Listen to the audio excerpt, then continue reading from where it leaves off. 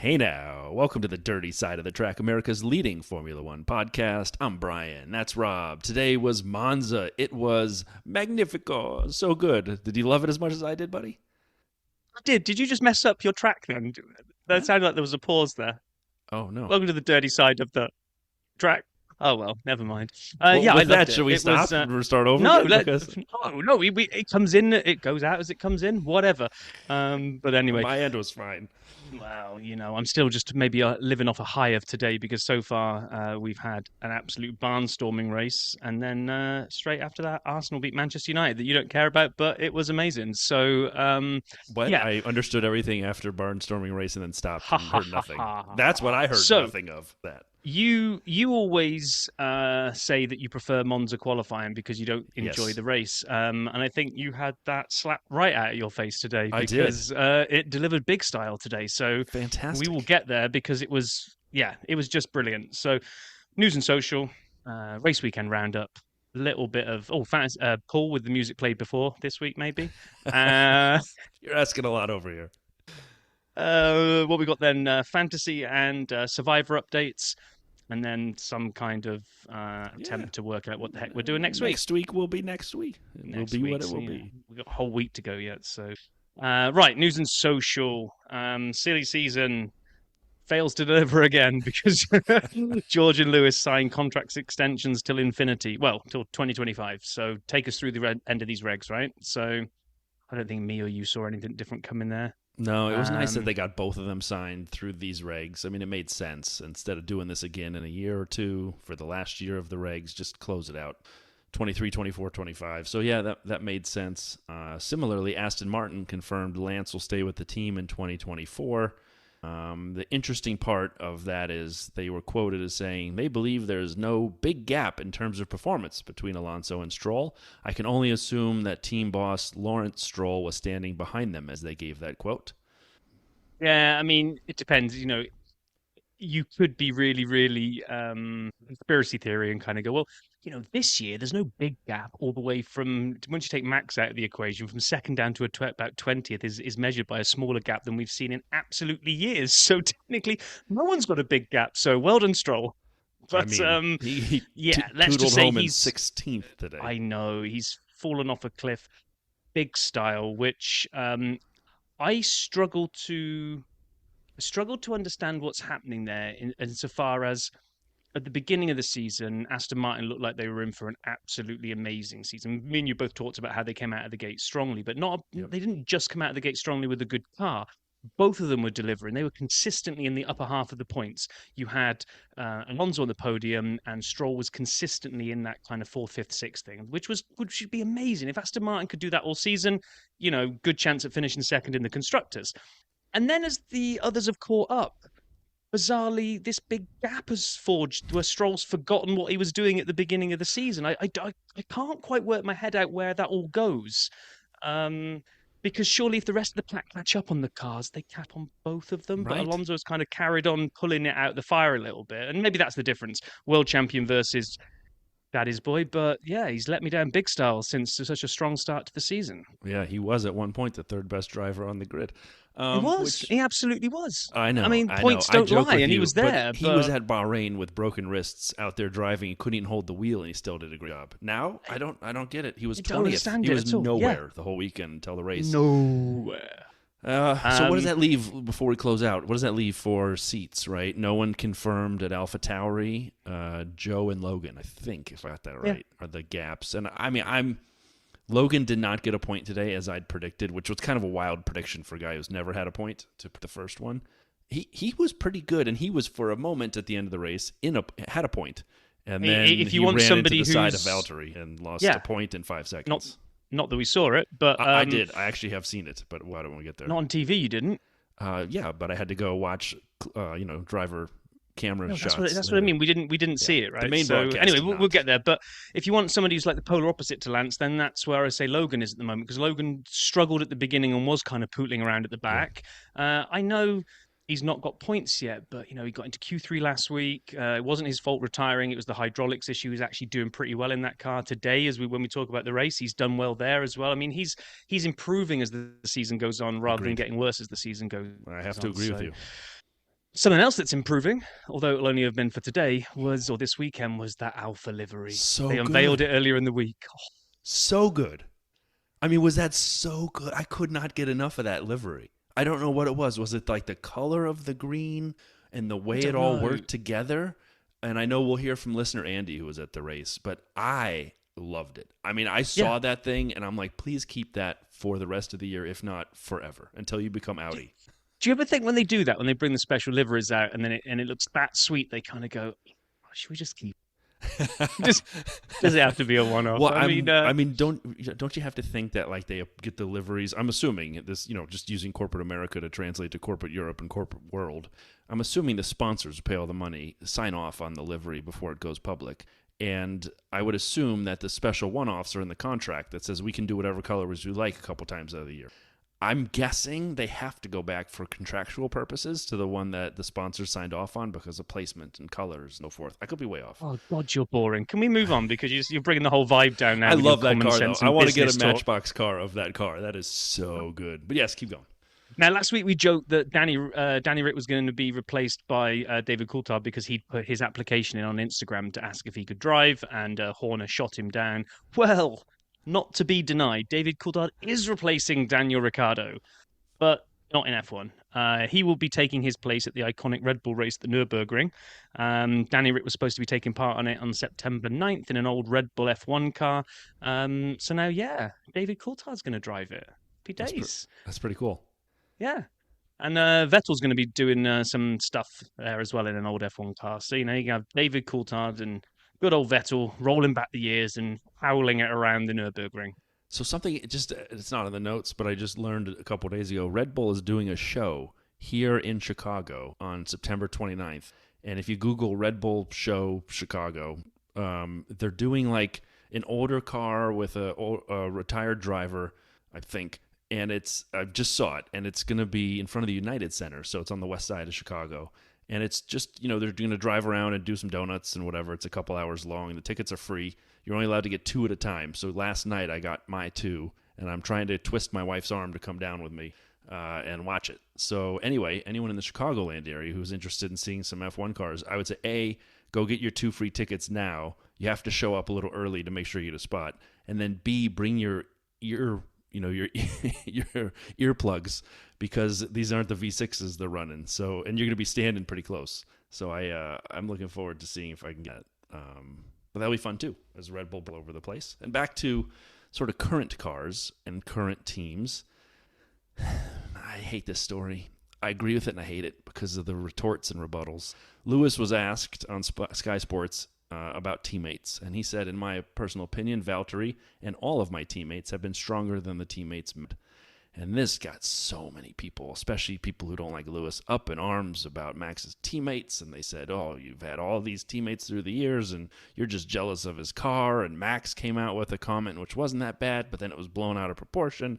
And it was just like a nonstop. But I agree with the sentiment. I actually do. I think Lewis has had better teammates if you look through the years. Yeah. I mean, my big reaction to that, well, it's absolutely 100% factually correct. Lewis has had teammates that have been stronger than any of the teammates Max has had. I mean, he's got 3 world champions in there. He's had what, Button, Alonso, and Rosberg Yeah, as and teammates Valtteri down the was no years. slouch either. No, but three world champions as teammates. My main point about all this is, so what? Who cares? Exactly. Lewis doesn't matter. When Lewis was dominating, it wouldn't have mattered whether he'd got the next best driver in the grid as his number 2 or Mazepin, because Lewis was going to win. Who cares how strong your teammate is? Yeah. I don't know that it is he trying to validate his own world titles to say, well, like mine were even more hard fought because I had good teammates. I don't think he meant it like that. Oh my God, how social media has run with this. Yeah, I agree. Who That's cares? my point. Who cares? It's a nothing burger, but I actually think it's accurate. It's a stupid accurate because it's factually correct. On no scale of metrics if you summed up all the points that Hamilton's teammates have scored, world championships that they've got between them, they are mathematically stronger than all of Max's. But so what? Exactly. Just All right. Well, if all the ugh. listeners thought we screwed up the opening, wait for this next one. Do you want to do this or should I? Um, let's not go into detail on it. I mean, essentially, there's been a technical directive issue to try and stop some of the flexing of bodywork, especially the front wings. We found a whole bunch of technical crap about this, but I'm just going to go for Christian Horner's quote. Because actually it seems to cut through to the layman's terms easily. So, but just before I get there, it's more about kind of the nose Front wings. flexing and the front wing flex. It was the nose and the wing. Yep. The nose actually bending as well, slightly down, but it's not apparently aimed at one team. It's not a witch hunt on Red Bull if people are thinking we're trying to slow Red Bull down. In fact, it looks like it's got nothing to do with them. And Christian Horner said it's not something that affects us, but we've seen a few rubbery nose boxes, shall we say. So I guess we'll get those addressed in Singapore. There we go. I was hoping you would go into the 4 specific parts that the FIA highlighted. One is really wing elements that translate vertically, yada, yada, yada. 1 is rotate relative to the bodywork. And 3 is designs that utilize elastomeric fillets, compliant section of wing profile, or thin flexible laminate at a junction that... So I'll go back to Christian Horner. Less rubbery noses. Yeah, exactly. You can keep all the science words. Essentially, we're not going to be allowed to have the we don't have wings flex Dr. as Hobbs much, or Molly or anybody here to take those things for us, so we'll just keep moving. So with the lawsuit that is very real that Felipe Massa is involved in against the FIA and Formula One to get his title back from '08, which he never got, he has agreed to not attend any Grand Prix as an ambassador. I guess he could go as a fan, but he'd have to pay his own way. They're not going to fund his ambassadorship while he's suing them, which kind of makes sense. It does make some sense, yeah. What also makes some sense, although it kind of doesn't make sense that they didn't think about this first before they tried it, but we've been talking about how they were going to put some more, they were going to trial these wheel flaps to try to keep the spray down. And they've apparently done a test run where they fitted this design that they thought were going to go over the wheels to prevent the spray so that we can actually race in wet conditions. After my rant last week, we had Paul sent us in another clip, which was it was really good. He was explaining the whole thing about kind of the ground effect now these days. So much more spray than there was in the past. So yes, back in the day you would be able to race in full wets, and it's got nothing to do with the tires. It's all to do with the spray. So they trialed these mud flaps out, and it didn't work because what seems to actually be sending the water up into the air way more than the wheels. And this is the bit where I kind of, if you take a step back, good old Captain Hindsight, and kind of go, F1 cars have always had wheels. So they were probably always throwing spray up into the air. But because of the ground effect and how the air is coming under the car, under the floor, and then is screaming out of the diffuser at a rate of knots, apparently it's the diffuser that is sending up so much more additional spray. So they've put these mud flaps, or water flaps, on these wheels, sent them around a test track that's been, I guess, soaked with water and gone, still seems to be quite a lot of spray there. What's going on? I can only imagine that they tested it on a Red Bull and it's on the flap, as every truck in America has. There's a design on it. So I would assume it's Calvin from Calvin and Hobbes. And here in America, Calvin's always peeing on something. So I'm assuming he's peeing on a Mercedes logo on the back of the Red Bull mud flaps. What next with this? Are we going to have an AlphaTauri with truck nuts on the back of it at some point? I just don't. This was so dumb. I saw this story. I'm like, is this real? But anyway. How do they do anything about that? Because if the wheels were the culprit, you can understand why putting the kind of the wheel arches over the top. It goes a little bit against the spirit of open wheel racing, but that might stop the water going in the air. Can't really put something over the diffuser because you'll kind of break all of the ground effects. So I'm not quite sure what they're going to try next on this, but I guess we'll keep an eye on it. Truck nuts right behind the diffuser. So there were some drivers hanging out over the week between races. We saw Alex posted a picture of the Monte Carlo Paddle Masters. It was George and Lando and Alex and Max playing paddle. We had Pierre and Yuki back together again, #Pukey. Pierre posted it in the Master Chef night. It was just great. I love watching the drivers kind of hang out. And actually, one quick note, at the end of the race today, I had to run to softball practice and then came home. And as I was trying to stop sweating profusely from the heat and my horrendously broken body, I watched a lot of the post-race coverage on the F1 channel on their live stream. And so they had Lando and Alex on at the same time, which honestly I'd tune in, I'd pay to see. Like when these guys retire, they should just do this together. They were together last year at Australia, and I talked about it then, and it was one of my favorite interviews, the two of them giving each other grief. Watching them, and this came up, Will Buxton and his counterpart were joking how the current crop of drivers have friendships off the track, but they battle on track like it's almost they battle harder because they're friends and they want to one up each other. And so they talked about Lando being stuck behind Alex for so long, and the two of them kept going back and forth in this interview about, Alex was like, yeah, I knew if I could get ahead of the McLarens, they weren't going to be able to pass me, and I knew I'd have you behind my rearview mirrors the whole time. And Lando's like, I was just sitting there trying to figure out a way around this slow-ass Williams in the corners, but then you take off on the, and it was hilarious. And they joked about the Ascari chicane, and Lando goes, yeah, I was right behind you the whole time. And Alex goes, really? And Lando goes, yeah, because I have balls. And so it was like, oh my God, like I loved it. And it's so worth it if you're bored. Tune into the stream that's on their YouTube Stell F1 channel. But speak videos, maybe it's time to open the video vault.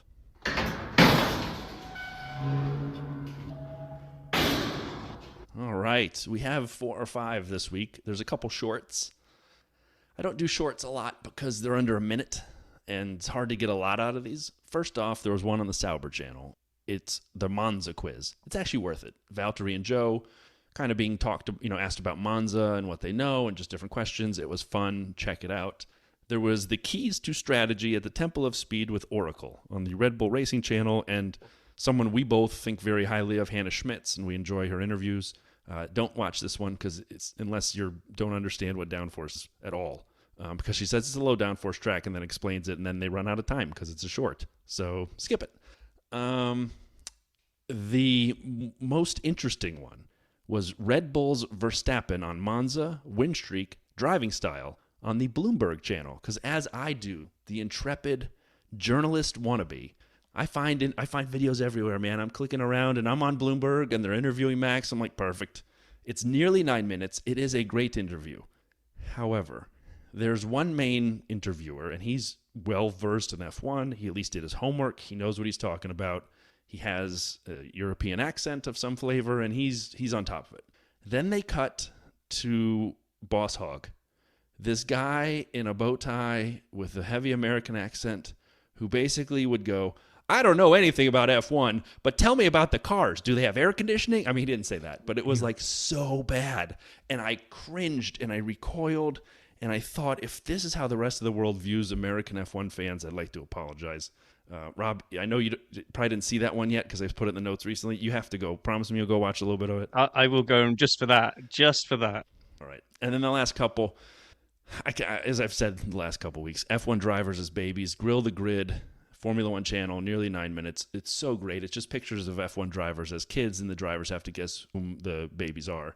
However, it is worth noting, because some of us, pay attention to this stuff, McLaren did this game a year ago with Ricciardo and Lando, and everybody loves Valtteri's pick.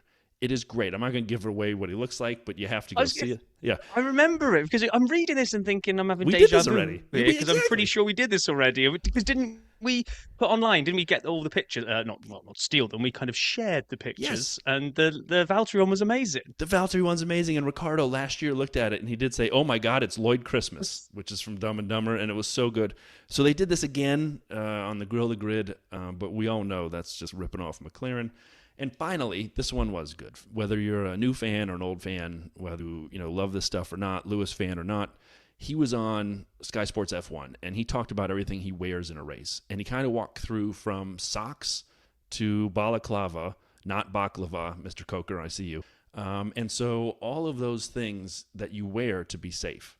I watched this, and I've long thought this. We talked about it when Tyreek Hill went to the Dolphins stadium ahead of Miami, and they made him wear the race suit, top athlete in the world, and he's like, damn, this thing is hot.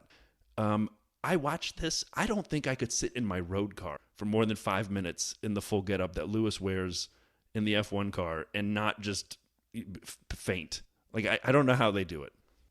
No, I know. Before you close the video vault, I don't even have a link for this one because I was just scrolling through Instagram, and I don't know whether this was set up. I'd like to think it wasn't set up, and Max was just very quick on his feet because it made me go Google it. But they were interviewing Max, and they said, you missed out on pole position for the first time. That breaks a streak of 8 consecutive poles. How does that make you feel?" And he looked at them and went, "Ah, you're giving me Spa now, are you? Interesting." I had to go and Google it, of course, because this is our question, which we didn't have an answer Right. to, was that he was the fastest in qualifying at Spa, but then he had his 5-place grid penalty. And you and I were both saying, does he get a pole stat for that or not? Is it, I got pole, then I had 5 spots taken away? Or is it, you didn't get pole because you don't You were start in sixth. pole? The answer Right. is he doesn't get the pole. It doesn't count in the stats. But obviously the interviewer wanted a better narrative to his story. The interviewer actually messed up twice, when looking at the comments in there, because they said, well, not only did he not get pole in Spa, but didn't Lewis get pole in Hungary? And I was like, I don't think he did. But I'd have to go back and look at that one, which I didn't. But anyway, whatever. The speed of Max to go, huh, you're giving me Spa then, are you? And it just shut the interviewer up. He's just kind of like, hmm. Nice. So, yeah, it's fine. I like that. I like seeing that side of Max because he gets painted, and I've got a Rob's rant coming later when we get into the stats at the end of the race, but he gets painted as the villain everywhere all the time. It's tiring. I like it when I see it where little quips like that, you could see the mischievous look in his face when he went, "Ah, you're giving me Spa, are you?" I like the picture that you were sharing in the notes of the 4 of them hanging out playing paddle. He's not kind of No. the Emperor from Star Wars here. Exactly. Seems like a pretty good dude. He's just very, very good at driving racing cars. Which makes a lot Anyway, of people very mad. But let's close I that know. up. Moving on to the race. The race weekend. Rob, kick us off, man. Yeah, so practice. There wasn't a lot on practice, but there was a couple little pieces. It was really kind of one on each of the 3 sessions, right? When not a lot's going on, when the commentary team have to come up with some random thing and try to spin a story out of it. So because of this, what's it called? Alternative tire allocation weekend. Yeah, the ATA. Yeah, free practice 1 was a little light on running. Which race was it last time where there was almost no running and they I did can't remember. this? And we went Because into the details and how many tires nobody they wanted to saved. burn all It their was- tires up, so they basically did hardly any running in FP1. Well, this wasn't as bad as that, but there was noticeably less action going on track. So they started telling a story about how, how Valtteri has of all these helmets that he has made, and they're all fantastic. Alex Albon wanted to put his appendix on his helmet because I think it was it this race last year that he missed when De Vries Yes. came in and covered for him because he'd had his appendix out. De Vries So finished he wanted to ninth. he wanted to pay homage to it and have his appendix on there and kind of have, I can't remember what the year they said he was born in. Would 1996 sound right? 96 to 2023 RIP appendix, but decided to go against it. And then they started telling stories about, what does an appendix even look like? And if you tried to put an appendix on a helmet, isn't it going to look a little like it might look like something else? So I'm like, where are they going with this? Is this like They Ted literally managed to- Shepherd's pie kind of situation? Yes, this is like shepherd's pie situation where there's nothing going on track, so they managed to spin a story about Albon's appendix. Anyway, so that was FP1. FP2 Stroll didn't run in FP1 because I think they had a reserve Drugovic in there. Yep. So he came out for FP2 to learn the track, and his car broke down immediately. Perez binned it, and he didn't get much running. And Sainz was fastest. Foreshadowing. It was also his birthday, I think, on the Friday practice. Whose birthday? Carlos. Oh yeah, happy birthday, Carlos. FP3. Now they're all trying to do the proper runs, but they're all trying to. No one ever wants to do like proper pace runs, long runs, fuel runs until FP3 for some reason. But they're all trying to do it now in this one session because of the tire allocation stuff. You couldn't really work out the pace other than the fact that Sainz was top of the leaderboard again. And I wrote here before quali even started, biggest stories to come out from practice were Ferrari to challenge for a home pole? ?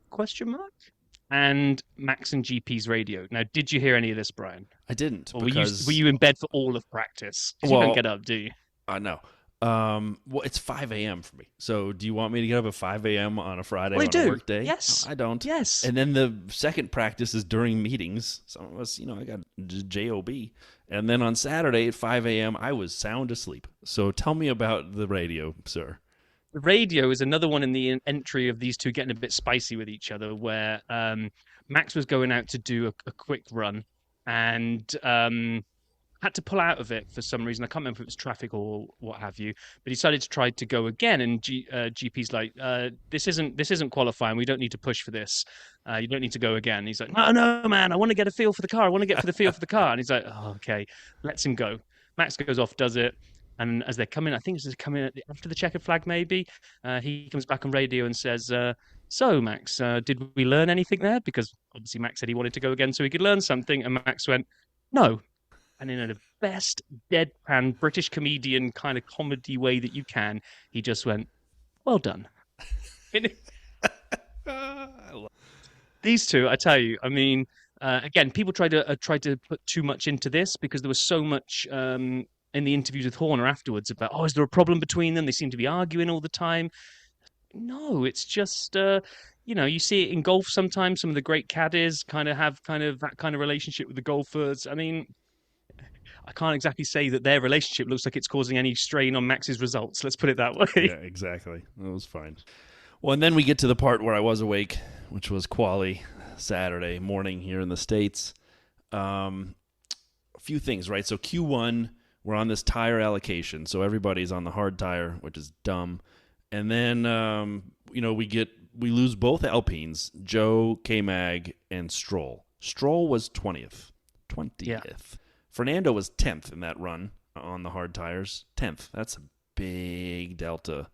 Big delta. And so I watched that. I'm like, that is not good. And then Ferrari, and this is an interesting thing, and I just quickly want to pick your brain for a millisecond. We're not going to focus too much on quali, but they put a rule in to stop traffic jams, that you had to make it from the end of the pit lane, which is effectively the safety car line, around the track to the front of the pit lane, the other safety car line, in a minute 41. And both Ferraris were flagged for not making it in a minute 41.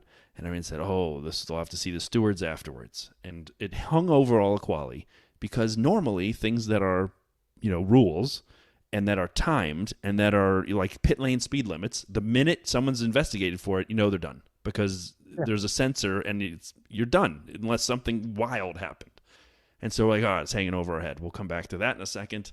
But what we really learned, at least what I learned in Q1, is that the Alpine engine is not great and doesn't have the top speed, it doesn't have the power, and they're stuck with this thing for a couple more years. And they can do some work on it, but it sounds as though like the development of it is done. And so I read that, and I don't know enough. But if they're stuck with this engine for 2 more years, and I know you're right, high speed courses. So Jeddah and here, right? Will they be screwed every time? Yeah, I mean, look, they third on the podium last week. So I mean, I think, yeah, we'll come back to Alpine later. I was shocked to see where they were, but even if they do have to keep this engine for 2 more years, they've got like you say, 2 tracks they're going to suffer a year. Yeah. Because and they'll be good in Hungary, and they'll be good at Zandvoort, the small ones exactly. with downforce needed. But they're not a high downforce car. I guess they may have to play to strength going forward. Yeah, I mean, they are always described as a slippery car, right, aren't they? Whatever that means. So slippery but slow somehow. Yeah. Well, no, slippery, but yeah, not got the very, very top. I mean, we spoke about last week how Monza's 80% foot to the floor. So when your foot is firmly planted, if your top end isn't as good as everyone else's, it's going to show here. I'm just waiting to see Pierre's foot come through the floor as he's pushing harder and harder, looking for an extra couple horsepower. See if he can Fred Flintstone his way faster around the. Q2, we lost Sonoda, Lawson. Who, by the way, Lawson doing well there, getting even into Q2 in his second race. Holt, Bottas, and just lost Sargent. I thought he was going to make Q3 for the second week run in. I mean, as we mentioned earlier today, his star is on the ascent, and that was another good run, and only just missed out. So I thought it was a good run from him. Otherwise, we had pairs of cars in the top 10 going into Q3 with the exception of Alex, the only Williams. We just said Sargent almost made it, and Fernando, whose teammate dropped out because he was driving in reverse most of the time. In Q3... I don't even think he was going in reverse. Somehow he was going sideways, how slow he was. I don't know what was happening. And then in Q3, obviously, the big story was we saw... Smooth Operator! I mean, I've been waiting to play that for so long. I'll be honest. I can't believe I waited this far into the episode. Carlos taking pole. How great was that? That whole Q3, as much as I hate the forced tire allocation thing, we were trading notes over WhatsApp that if you could be allowed to do one weekend only where you have kind of like the one shot or everybody goes at one time to avoid the traffic jam, the temple of speed is where you want it, because I almost want to say, let's not get rid of anybody. Let's not have these arbitrary Q1, Q2s with other tire allocations. Let's just say everybody's got one, maybe two runs just to give everybody 2 bites at the cherry, where you're going to go sequentially and you're going to nail it and floor it. And as one crosses the line, the other one leaves the pits. We just watched 20 cars go around twice, just trying to see what the best thing they could wring out of this track is, because it just I love the quality here. And we saw, I think the lead swapped 4 times for pole, wasn't it, in the stages? Because didn't somebody, was it Hamilton or no, maybe not. Somebody had the lead at the end of the first run. Then Leclerc came around the corner and took it. We're Yep. like, Leclerc on pole. Max came around the corner. Max takes it by less than a blink of an eye. I'm like, oh man! And then all of a sudden, I looked to the bottom right of the screen where I could see purple sectors on signs. I'm like, can he? Can he? Can he? And yes, he could. Yes, get in, Ferrari. Pole position. I was so happy, as you can maybe tell by my Yeah, Ferrari animation fan. there. I loved it too. Carlos coming into this weekend had not had a podium, so I thought this would set him up for a chance. When that happened, I was still curious about the whole penalty situation. And as you and I are texting, they say no penalty for Ferrari, no investigation needed. And I'm thinking, well, that's a big load of crap. And I wrote to you, I said, maybe the stewards just want to get out of this track alive because the Tifosi are rabid fans. Some of the smartest, some of the best, and some of the most passionate. And so, if can you imagine if they dropped them all down 3 spots on the grid or something, all the Ferraris, they would not be allowed out. They'd have to get one of those helicopters and hope they could get the hell out of town. Bring in new stewards for tomorrow because they would not have made it out. And then Brundle, of course, stole my joke shortly after that. I loved the interviews. I love the passion there. So they get Charles up there, and he gets into some Italian at the end. I actually think he told everyone to listen to the dirty side. My Italian's a little rusty. I'm not sure if that's what he said or not. But then Max goes, and they start booing, and Charles is in the background telling him to stop. Like, don't boo, don't boo. I thought that was great. Just reinvigorated my love for Charles. Go for it. Just before we keep going, I do have to just peel the tinfoil hat off there around the conspiracy theory, because did you see why they didn't get the penalty? No. I see. You might go into the delves of YouTube and find all these random channels, but you don't look at the news afterwards, do you? So, Nope. the 141 Delta is factual. And were they slower than it? Yes, they did break it. However, it's a new rule to try and avoid the traffic, like you said, but they did put a little get out of jail thing in there that says unless you are trying to get out of the way of the cars to not impede other cars, like so if you slow down to let someone else go by, there is those exceptional circumstances. No, and it's true. If you go back and look at it, what they were actually doing was, and I went and found it here, Ted Kravitz says there was a get out of jail phrase which says that if there are exceptional circumstances, and it turns out that they were slowing down to allow other cars to go past. Sainz didn't want to impede anyone, and Charles was letting a load of other people through, so therefore the rule does not apply to them. So, yeah, there you go. You know, you might want to think it was because they didn't want to get attacked by the Tifosi, which maybe it was a little bit, but you could see by that traffic jam building up around there. That was nuts on that final. Nuts. I mean, I got a whole boatload of pieces. I'll leave that alone. And then the last thing before we get to race, oh boy, Charles posted a video of outside the hotel, I should say, where they were staying. And the fans, this is Saturday night, race, right before the race eve, and it's dark, and the fans are about 10 deep around the entirety of the hotel fence, and they're chanting, and they are singing, and I'm thinking, shut up, let them get some sleep. If you're such big fans, maybe turn around and make sure everyone's quiet as a mouse. The drivers are sleeping. We got to let them get ready for tomorrow. But here's the interesting part. One more plug for the post-race show. So while Lando and Alex are chatting, Charles rocks up on the scene. Now we have 3 drivers chatting with Will Buxton. And Alex made a comment at the end about Monza, how amazing it is. He goes, we're actually staying at the same hotel as the Ferrari drivers. So now I know I have a frame of reference because I saw the video from the night before. And he said, it's obvious when when the Ferrari drivers arrive or leave the hotel. The volume is so loud. He's like, I'm in my room and I can tell, Charles or Carlos may be leaving. So it's wild. I think that's so cool. I love the passion of the Tifosi. I love that. It's amazing. But before we just move on to the race, because one thing we've jumped over there is, for as much of me being absolutely ecstatic that Ferrari brought it and took the fight to Max and took pole, gotta say I was a little surprised / disappointed that the whole pole position conversation never, ever got remotely close to worrying about whether McLaren, Aston Martin or Mercedes were bringing anything to the party. Mercedes seemed to be looking for race pace rather than one-shot pace, but I thought the McLaren was quick. I did too. and I didn't see any of that on quali day. And maybe these cars are quick when there are those slower corners, but where it's a temple of speed type thing, they're just tapping out a little bit at the top end. I don't know, but I mean, they I were just fast at thought there were Silverstone, which is not a slow course, and I figured we yeah might see even more of that. But I guess just taking it that extra mile, and yeah. Lando even said in the interview they brought the low downforce package. They did a lot of changes. He was afraid it was going to be Spa again, where they needed like rain and wet to have any chance. And it wasn't, but you're right. It wasn't. There was no challengers beyond the Ferraris and the Red Bulls, which kind of set up the race on Sunday, I guess. When you think It about did. that, Yeah, and talk about being made to wait for the action. So we're sitting there waiting for lights to go out, and we don't even get round the formation lap before Yuki has decided that he's had enough. Um, I mean, and I don't think he did because it was smoking in no, the car. That was smoking right from behind the steering wheel. It's like, it yeah, something was. has let go big style there. It's like, of all the things you probably don't want to see as a Formula One driver, like smoke coming out from between your legs and over the top of the steering wheel is probably right up there.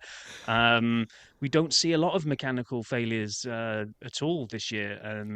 So And I'd written in the notes, like, is this foreshadowing for a problem for the Red Bull? Because you said it's the first one this year, isn't it? I'm pretty For sure their we did this powertrain. 2 weeks ago, and I can't remember Mm. Red Bull or AlphaTauri having a challenge last week at Zandvoort. And so, yeah, I'm pretty sure that was the first mechanical for an RBPT, Red Bull powertrain.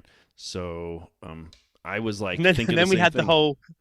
and then we had the whole "Am I allowed to be here?" moment where two of the mechanics jumped the I fence think to be those able were to get Alfa back to the Romeo cars. guys. I'm pretty sure those were Alfa Romeo mechanics, but I didn't want to say anything because, our love affair with Paul and Valtteri.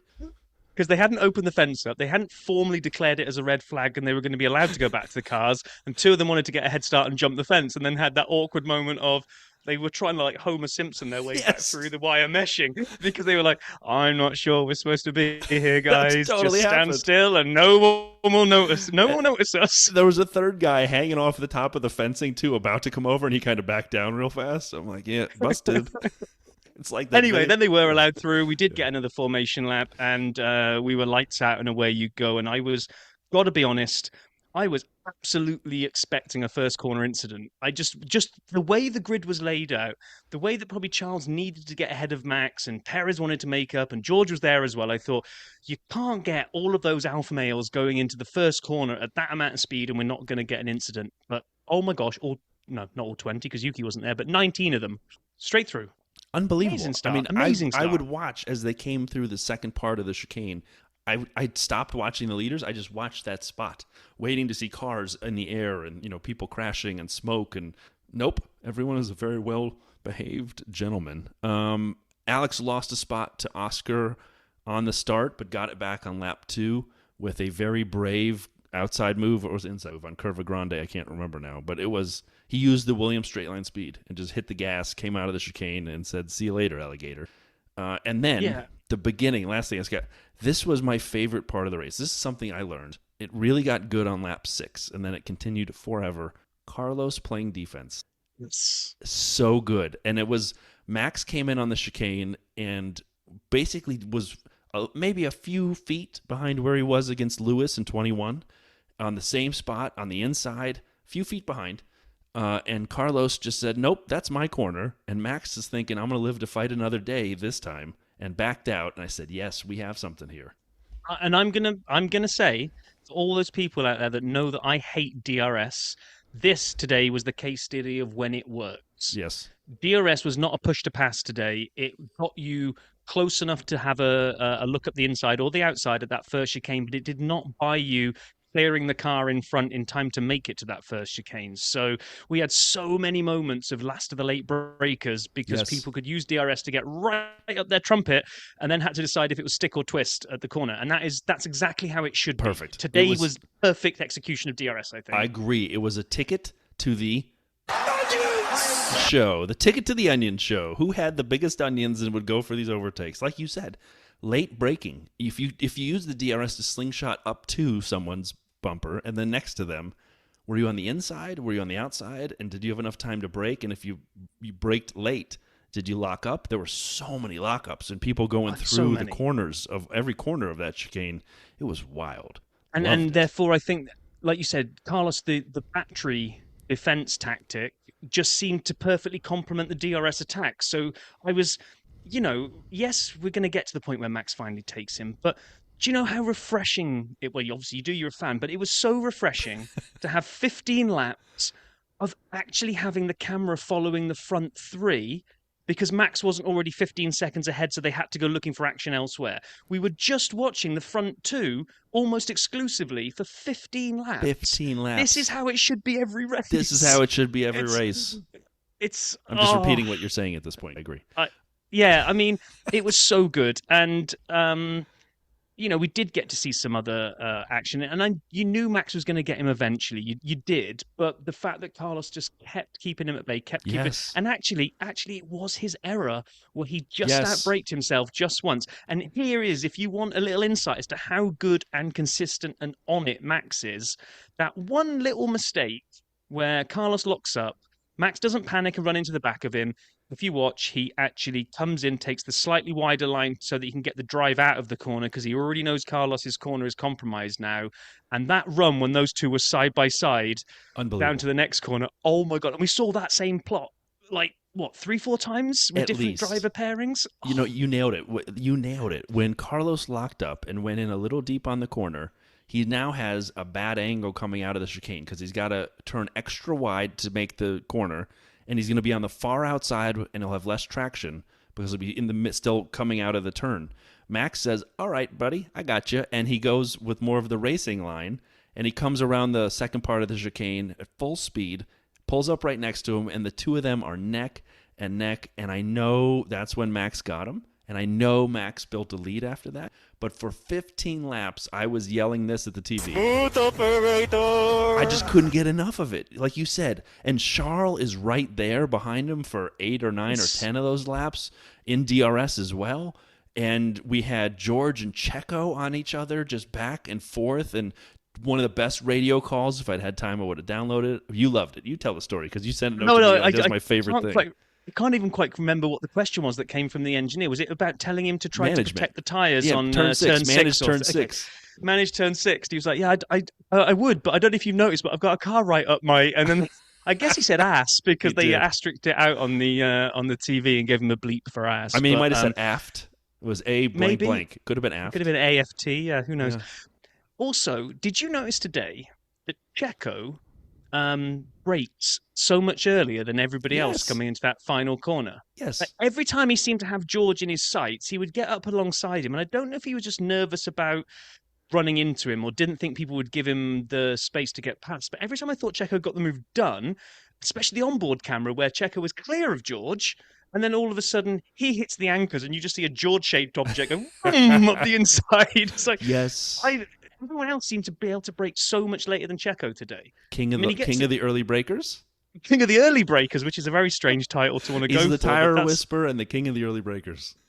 Yeah. So I do agree with that. That I did see that a lot as well. It was also fascinating. The drivers quickly realized you defend the inside going into the chicane into turn 1, and you let the people trying to pass you more often than not push them to the outside and make them go the long way around. And so that's where we saw a lot of the peril. Was people on the outside coming steaming in because they were on DRS, so they had 5, 6, 7, 8, 9 miles per hour extra. But yeah, Checo would hit the brakes, and then George would be like, "All right, I should brake now," and then he would apply his brakes. That was great. Those battles were great, and there were so many battles throughout the whole field.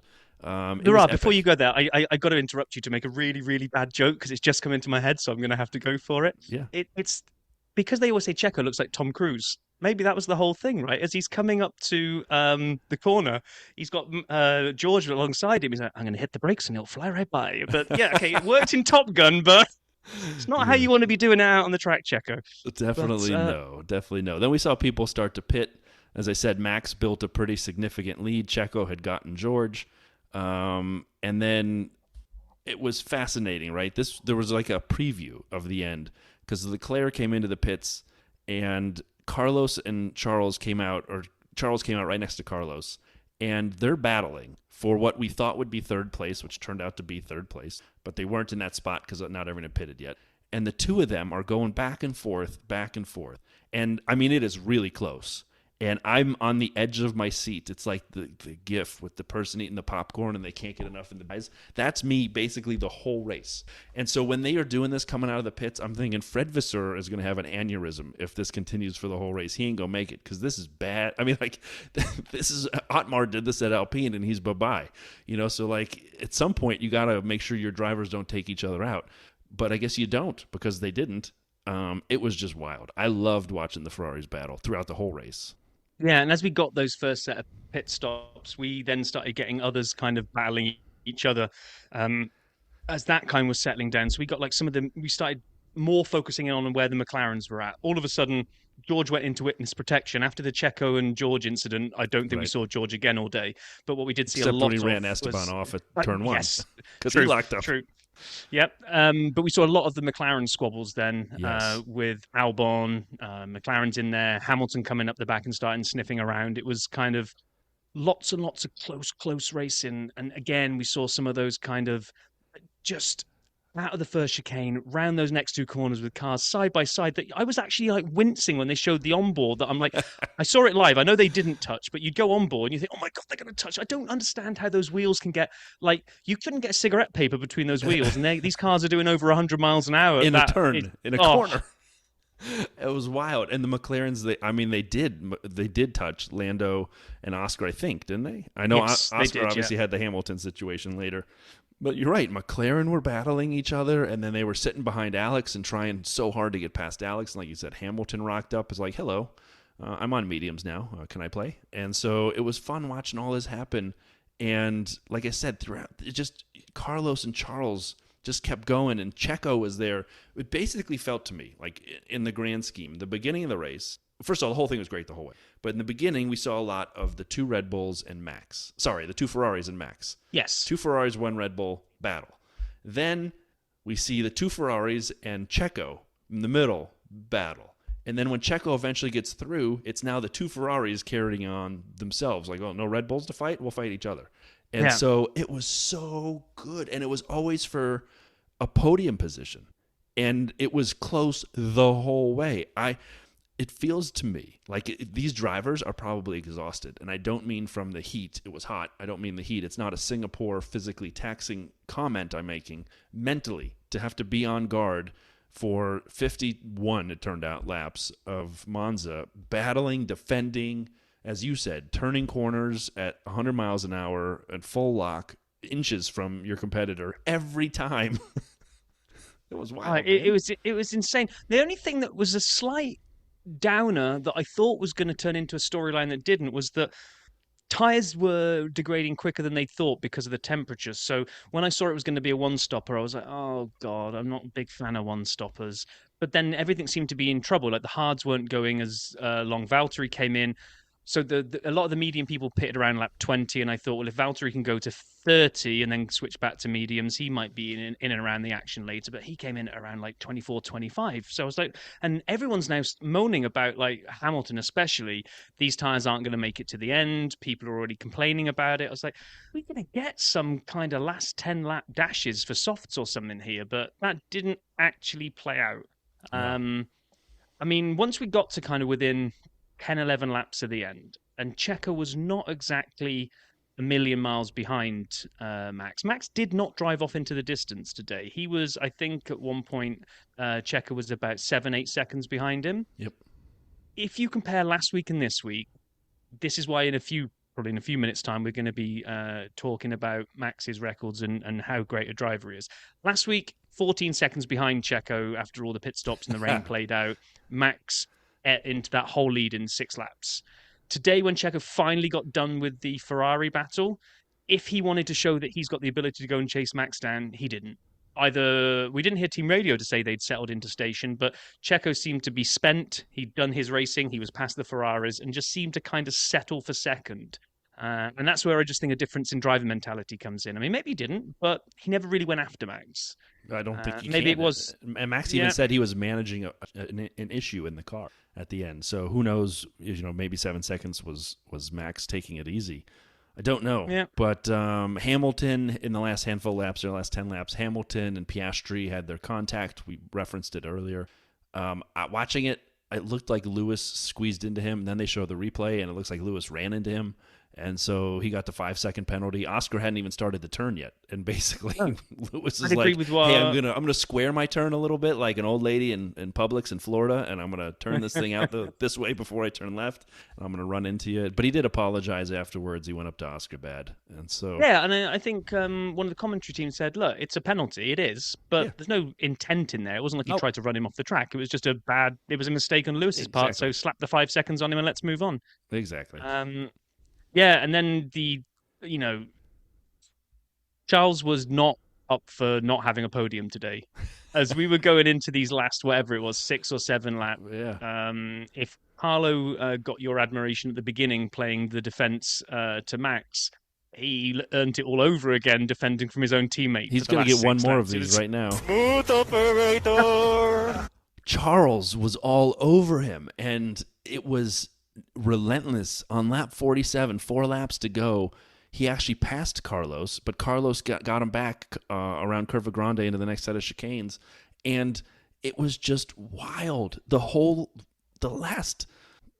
race, but basically the last 5 laps was just a mano battle. Two guys in the same car duking it out, and Carlos had been defending the whole race. He spent the whole race looking in his rearview mirrors, but going as fast as he could. And the reason I like quali at Monza is because you have to be perfect. It's the same thing with Monaco. You have to be perfect. It's one person showing their ability to hit the perfect apex, get on the throttle at the right place, brake at the right time. Perfection is what matters because it is so open in terms of speed. Monaco is so small in terms of corners, but it's the same idea about perfection. Carlos ran this race perfectly, even though he had to play defense the whole way. He made one mistake, locked up his brakes, Max took him. And Checo was stuck behind him forever. And then when Charles behind him, he's burnt his tires out defending against every Red Bull known to man. He's run a great race, and now his teammate is like, "Hey, mate, think I could take the podium off you?" And I had a sinking feeling in my stomach. I said, Carlos actually, it's rare you say this, someone deserves it. He deserved it. He put in the work. And I know the race isn't done. There's 4 more laps to go. You got to race to the end.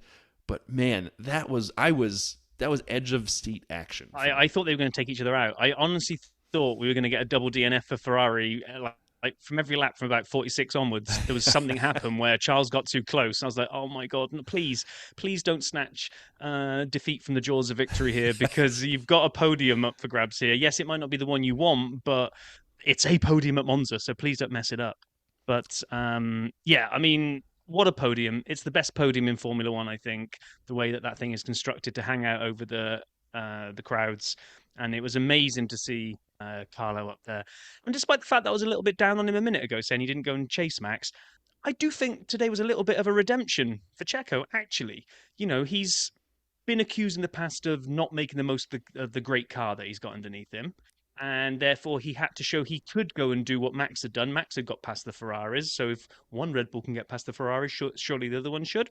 Well, Checo did pretty well to bring it home in second, secure a 1-2. And hats off to 10 in a row Max. And I'm sure you've probably got SAP stats later. So do we do the Max bit now, or do you want to? Let's hold the SAP stats for a minute, and we'll get to Paul. Okay, so let's do our King of Pits and Pits then. Yes. So this is easy you for went me. First lap. King of Pits. Oh, sorry, I didn't know which order we're going there, but I'd say King of Pits fine. for me is clearly Carlos. I mean, just he was on it all weekend. He defended like a champ. I always thought the Spanish Minister of Defense was Fernando. Apparently, he has a compatriot there leading the charge because Carlos's defense earned him something. And it was hard. What you just said is actually true. I thought about Checo for a minute, even though we're making fun of him for early braking and he didn't have the greatest quali and this, that, and the other. I got a three-way. I was going to say a flip a coin, but I need a three-sided coin. Well, you go Same first, two as then. you. Yeah. Checo, I almost, like I say, what else can you ask for him? I would like to have seen him go after Max, but yeah, what else can you ask for him? He did exactly what he had to do today. He made up for he had a poor FP2 where he had no running because he binned it, or FP3, whichever one it was. He didn't qualify ahead of either Ferrari or George. And he still gets number 2 on the step. So yeah, I was with you on that. Carlos, definitely. Ferrari fan, have to have Carlos. The other one I have to say is Max. Max Oh, yeah. absolutely had to earn that today. that guy? Yeah, that guy that we forget about. Pressure of the home race. The Monza fans absolutely baying for his blood and wanting Ferrari on the top step. Carlo in full defense mode. I think would have been easy for Max to overcook it early on and maybe take them both out. There were a couple of moments where I thought they were going to have contact between the two of them, but he just kept doing what he did, and as soon as he got him on 15, he just went. So the Ferrari fan me is going to give it to Carlo. My king of the pits is Carlo. Has to be. Yeah, Has to be. I would give it to him and too. My Who's your The Pits? Pits. Yeah. My The Pits is not a driver this week. It's a team, and it's Alpine. Oh. But where the hell did they go from last week? Yeah, I mean, I was going to give it to Stroll because he was just so poor as well. But you're giving it to Stroll, I'm giving it to Stroll. Where did Stroll finish in the end? Did he? Does anyone know? If a tree falls in the forest and no one there, does it count? No, come on. He can't be that mean. He finished he did finish, 13th. but... Zerk? No, I'm okay, sorry. So I'm sorry. Had he finished? I'm sorry, 16th. Oh. I was looking at Logan. 16th. Lance and Logan. So I got my L's confused. Lance, 16th. He did beat other drivers then. But, he was the last Alpine... person on the lead lap, just for the record. Oh, yeah, because we didn't mention... Esteban, DNF, and then the Haas boys were a lap down. And Magnussen. Oh, Kevin Magnussen. Thought about unlapping himself as he's right behind the Ferraris. And I don't understand how a car that was so bad that you get a lap down, you can then hang on Charles' bumper as he's battling Carlos for a podium. And Kevin Magnussen, if that's his name, is sitting there just watching it. And I just sent a meme out on Twitter, which was a great one, about basically Carlos and Charles fighting, and someone sitting on a lawn chair eating popcorn watching it right behind. And that was Magnussen. And he suddenly woke up when I'm going to watch this. I'm going to watch how this unfolds. I better put my foot all the way down to the floor now rather than 75% that I have been. But I know what I wanted to ask you very quickly. Yeah. Did you even notice Ocon retired? Nope. No idea. And it was... Did they cover it on TV? No. And here's the thing. I didn't believe it until I went and did some research. He retired on the 39th lap. We had 12 laps where they never mentioned the fact that Ocon didn't finish.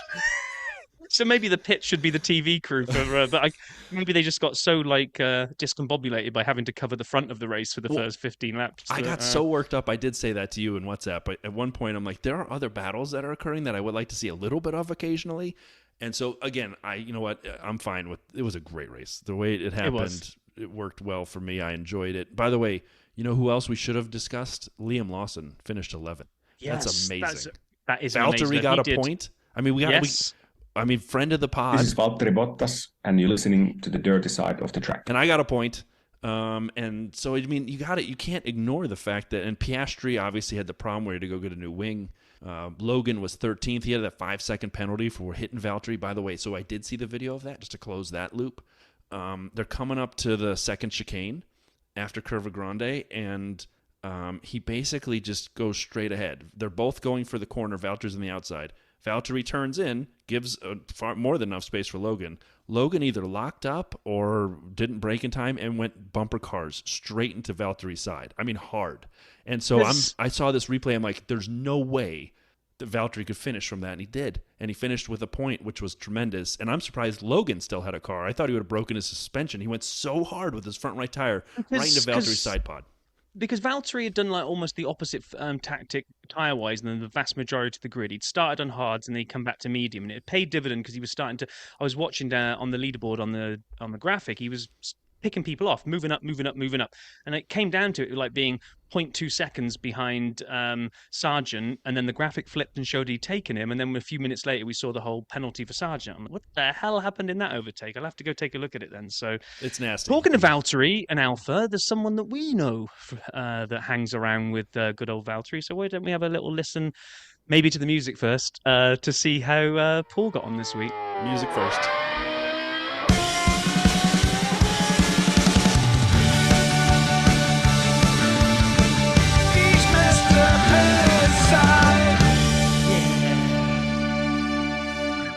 All right, Rob, and this is the time where I actually play the review, right? Or Paul's race review? Yeah, maybe one week you'll play them both back to back. Hey, guys. Yeah. So I'm sat in the airport lounge, show Monza done. It was a good race, actually, wasn't it? And we got a point.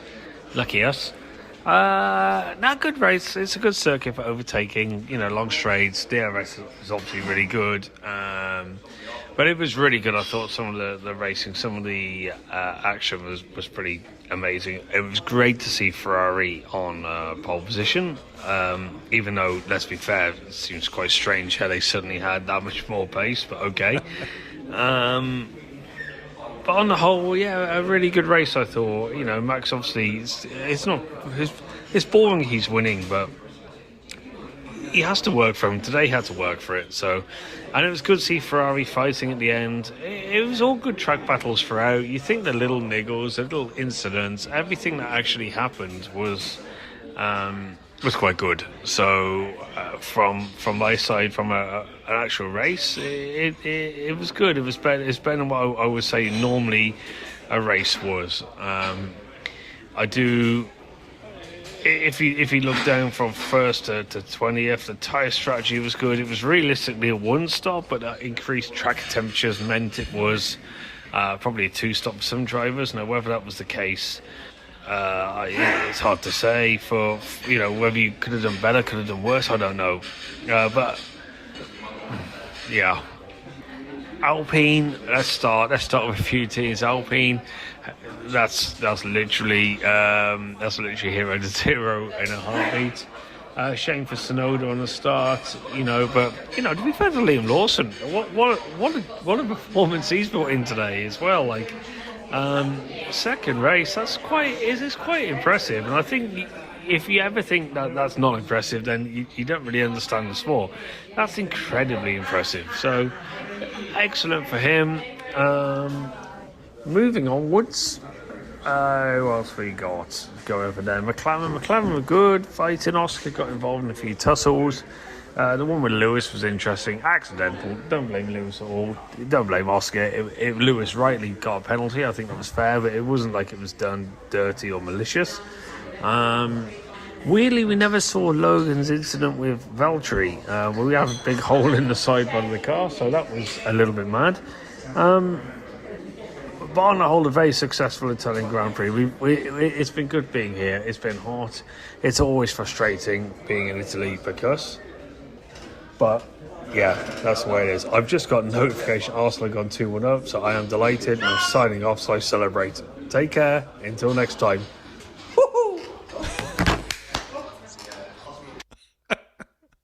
So I thought I could hear the game on in the background, maybe in the background noise there, because I was thinking the round about a couple of hours after the race, Arsenal are playing Manchester United, which I know you don't know what that means, but it's a huge game for Arsenal, and they scored the winning goal in like stoppage time. The game is over. It's going to be tied 1-1. And obviously we Arsenal just scored the winner. I thought Paul was a little distracted while he was at the end of his review there, because I imagine he's watching the game on the TV. Arsenal scored and that's it. He can't even concentrate anymore. So I'm going to let him off for that completely, because what an awesome Sunday, an amazing Monza, an Arsenal victory, and recording the pod with you. What a Sunday, man. I mean, does it get any better? It does, actually, because I have a new SapStats jingle. We had a listener, Andy, there. We'll play his review right after the SapStats, but I'm borrowing this. It was popular a couple weeks ago. Lee sent me the file of it, and I'm just going to use the beginning. It is the old Nokia cell phone playing the theme. SapStats Monza edition. Man, this was big. As much as we had fun talking about Max tying records and getting it even with records, it was amazing. But first, let's start with a few quali ones, because we're at Monza, the Temple of Speed, Ferrari, Italy. They took their 23rd pole position at Monza, the most by any constructor at any circuit. Leclerc qualified third, having been out-qualified by a teammate at Monza for the first time in his career. Wow. Which was fascinating. Both Ferraris were in the top three on the grid at their home race for the first time since 2018. And Piastri outqualified his teammate for the second time in 3 races. He outqualified Lando. I didn't know that. I had to go back and look. That was pretty fascinating. And the last one from quali, the last time Alpine, not to pile onto the Alpine bandwagon with the Renault engine that's not good.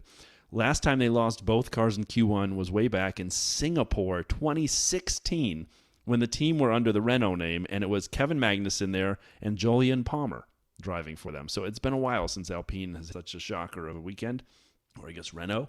But back to the race.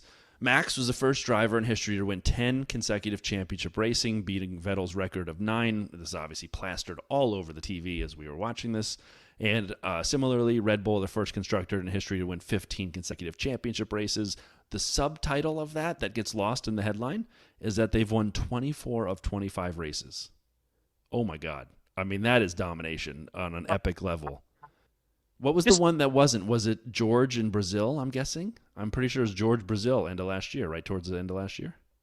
It's got to be, hasn't it? I mean, I think I heard that the other day that we haven't had anybody but a Red Bull win a race since George. It's got to be. Someone will correct us if we're wrong.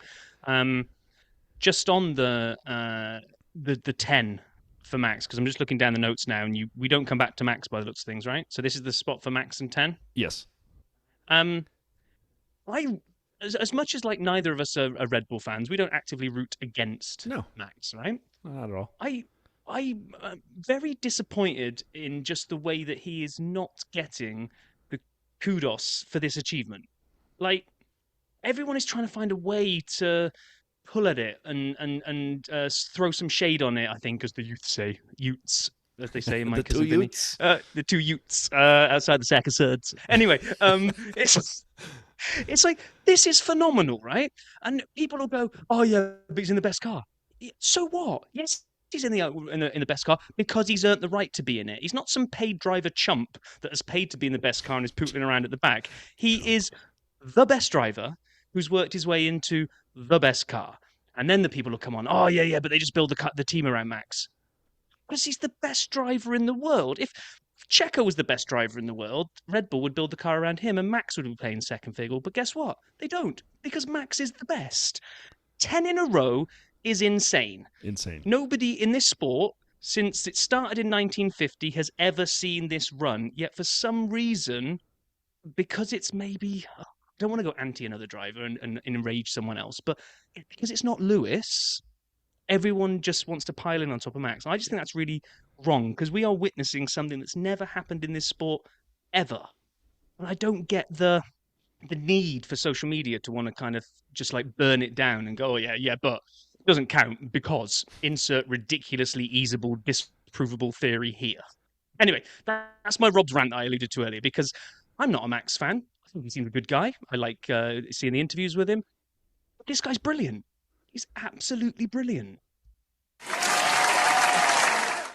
Love it. I agree. Agree with anything you said. Even though there are a bunch of haters who listen to our podcast and yell at us on Twitter that we don't give Max enough love, who I've started blocking them. So if you're listening now at this point and you agree with Rob, too late. You can't comment because I blocked your ass until it's unblocked. Anyway, the funniest thing, just before we leave this, is that people have short memories, right? Like I remember, people didn't like Sebastian Vettel. Right. When he was winning everything and he'd got his 4 in a row, was it, I think, championships? 10 to 13.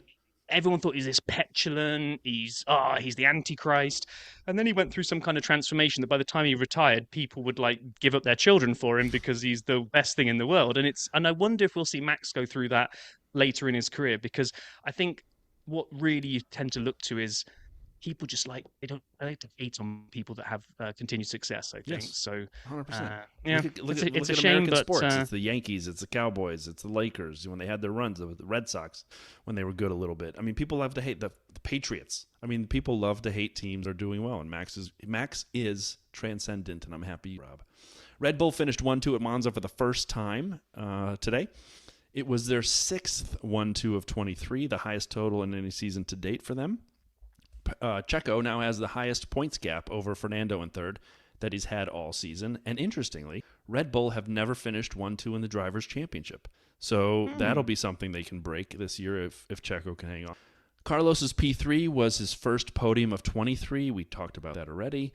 And Good then a couple get in. Yeah, a couple stats though. A couple stats that are bad. Sainz finished 11 seconds behind the Red Bull of Max. That's the closest any non-Red Bull driver has come to a victory in a completely green flag race this year.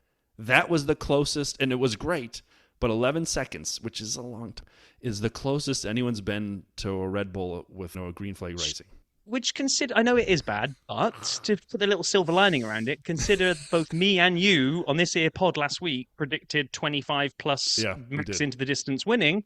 I'll take 11 take it. seconds. Sainz led the first 14 laps today, which we already mentioned. And here's another one. That was the longest any non-Red Bull drivers led a Grand Prix this year. I mean, these are just ways move on. shoring up the domination. P6 for Lewis. He finished in the same position as he did last week at Zandvoort. Hamilton has not finished on the podium at Monza in this decade, and I'm like, well, it's 23, so what does that really matter? But then he had a really good car for the first couple years there, unable to do that. P7, Albon matched his and Williams' best result of the season. He tied Canada when we were there cheering him on in person. Albon scored in consecutive races for the first time in his Williams career. Good on you, Alex. I mean, it's all Albon, yeah. sunshine and rainbows and unicorns for Alex at this point, and I'm loving it. I'm here for it. Choo-choo, jump on the train with me. Lando finished P8th. He didn't get the memo that he has to be 7th. He was trying desperately, but he cannot finish 8th because it does not match with our stats. But he has a 100% scoring record in his 5 F1 starts. Valtteri, it was P10 for Alfa Romeo. He has only scored 1 point in the previous 12 races before this, when he was 10th in Canada. And he actually would have been 9th. If you remember, he was pipped by Stroll right at the line, right in front of us. We were like, is that still racing? Does that still count? Yeah, it did. Lawson's 11th for AlphaTauri was the best result for anybody driving that car for AlphaTauri. So Nick DeVries' best was 12th, and Danny Ricks was 13th. That obviously is holding aside Yuki's car separately because he boatloads of 10ths and 11th. And so we've had the good fortune of having listeners go to races and file reports. JP did for us at Barcelona. Rob and I did in Canada. We've had picture reports from Monaco. We've had a variety of people file reports, and it's amazing. I appreciate it. And this week, Andy Tales from the Discord, and you've heard him on fantasy updates and all kinds of different things was there. Let's have Andy's check-in from Monza. Thanks, It's Andy Tales with the Trackside Deets. Friday report from Monza. Well, it's a bit different of an F1 day taking 2 small children with you. 3 and 4 years old, my kids had a great day. Me, well, I had a good day, but I have no idea what went on track at all. What can I report though? Well, general admission at Monza, really not worth it. You really can't see very much. The views down the first chicane were fantastic, but you had to go and find yourself an old tree stump to stand on to be able to see anything. But when you did, you could see something quite good, but we just borrowed someone else's for 5 minutes and then moved on. Other than that, what else did I see? Well, they were recording for Brad Pitt's movie again, and Apex GP illegally had 3 cars on track at the same time. Absolutely shocking. Tomorrow I'm in a grandstand, so I will report to you what happens then. Saturday report. I actually found a half-decent general admission spot today, just past the Ascari grandstand. Get a view back towards the Ascari chicane. Very small area, but it wasn't too busy when I was there for the Formula 3 sprint race. The Alfa livery, although I've seen it look really good on the TV screens with a front-on view, trackside getting mainly a side-on view, there's a little bit too much black carbon fibre. Doesn't look quite as good to me. But oh well, I'll hopefully see some more front-on action today. The other thing to say was qualifying. Well, it was a very, very popular pole. In the grandstands, lots of cheers from all the Tifosi, and I was cheering as well, even though I was wearing my Mercedes merchandise. But seeing Ferrari pole in Monza, very, very special. Then on to Well, Sunday. the race is over. I'm now walking through Monza Park, the big green leafy space that contains within it the Autodromo. It's been a good day. It was a decent race. Mainly thanks to Sainz, I think, doing the only interesting thing with his defending, really. A bit disappointed, didn't get too much action where we were down at the first chicane. I was hoping for some sort of an incident or collision, really. I mean, we did get the McLarens touching, and we did get a few overtakes into the chicane as well, so overall it was okay. Andy, thank you.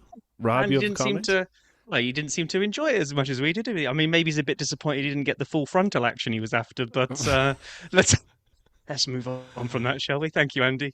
Yeah, Andy, thank you so much, man. Great. Fantasy is currently calculating, as it likes to do. So next week we will give a Monza Italian GP update. The Survivor game, though, man, we had some losses here. We had some people underestimating Liam Lawson, some people underestimating Valtteri, and then 1 or 2 DNFs hurt the cause. So we actually now are over half the teams are out of Survivor. And so we are down to a handful of 8 or 10 or so folks left, 12, I think, somewhere in the number. And so keep it running. Interestingly, of the teams left, very few have used max, only 1 or 2. So I think there's, opportunities for people to keep stretching it, but it's a race like this, right, where you see such good battling and such position changes in the midfield, where this is where Survivor gets hard, because you never know who's going to actually finish ahead of others. Like I said, Phoenix 77 had Oscar over Liam, which did not work. Obviously, Oscar's wing situation hurt him when he had to pit. And then Mike F. And Mike and I were trading notes on Saturday. I think Mike may come on for 100 Seconds of DR next weekend. So, Mike, I'm putting you on the spot now, saying that you may do it. We're going to make that happen. He had Lance over Valtteri. And the only thing Lance was over was the buffet on the way home on the jet. So, anyway, that... what was yours? What did you go for in the end? What was my team this week? I had Alex over Liam. Okay. I'm running in my consolation bracket. I'm just going to see how many out of 10 I can get, because obviously I'm out because I screwed up last week. But I was thinking, well, hang on, I might as well still keep going, but not repeat the drives that I've already lost, and just see what I can score out of 10. So I had, what did I go for? Albon over Stroll. So there we go. At least I got one right. So I'm 2 races down. I got 1 out of 2 so far. So see if I can make it 9, just for giggles, really, being as I know I'm out. But why not? That's all right. Yeah, why not? Exactly. And that's fantasy. That's the race. That was a lot of fun. Yeah, I thoroughly enjoyed this race weekend. I knew I was going to enjoy quali like you. I wasn't quite as down on not expecting to like Sunday as much as you were, because I think, like you say, you normally don't enjoy Monza race. But I didn't expect to enjoy it as much as I honestly did. I just thought, at no point did I ever get close to, and I didn't think you ever got close to writing, "We're in a lull" in the notes. But it just didn't seem to. Before I knew it, we were at lap 40-something, and we had the Charles and Carlo ding-dong all the way to the end. So, no, I loved it. I really, really did. It delivered more than I thought, and DRS didn't ruin it. So what more can you ask for? Not much, except now we have a week off. And so with that, we will find something fun and interesting to talk about next week, or your money back. We look forward to talking to all of you next week. Have a fantastic early beginning of September. Hope everyone's well. Talk to you soon.